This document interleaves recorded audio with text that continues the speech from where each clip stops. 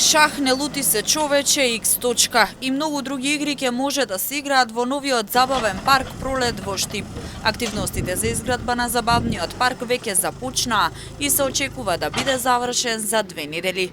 Градоначалникот Иван Јорданов посочи дека летниот период, освен забавниот парк, ќе се постават детски катчиња во неколку населени места во градот. За ова општината издвои нешто повеќе од 5 милиони денари од сопствениот буџет. Овде се започнати активности за изградба на еден забавен парк, веднаш до постоечките детски реквизити во рамки на паркот Пролет. Станува збор за една содржина која што верувам дека ќе ги анимира најмладите, затоа што летните месеци се вистинска причина да создадеме содржини, детски катчиња преку кои што ќе се анимираат, ќе другаруваат на младите од нашиот град. Но освен оваа содржина која што се планира во наредните недели да биде поставена и изградена на локацијата Парк Пролет, се предвидува во неколку населби практично да се постават детски реквизити и да се изградат детски катчиња.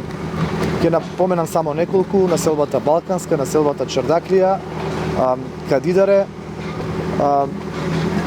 во населбата Сењак исто така е планирано Стар Конак, повеќе од 6 локации ќе бидат опфатени. Во оваа прилика Јорданов повторно упати апел до граѓаните, пред се до помладите, да не го уништуваат она што се поставува на јавна површина. Детските катчиња се за граѓаните и во нивен интерес и затоа треба да се чуваат, дециде на градоначалникот. Апелира родителите повеќе да работат на свеста на нивните деца.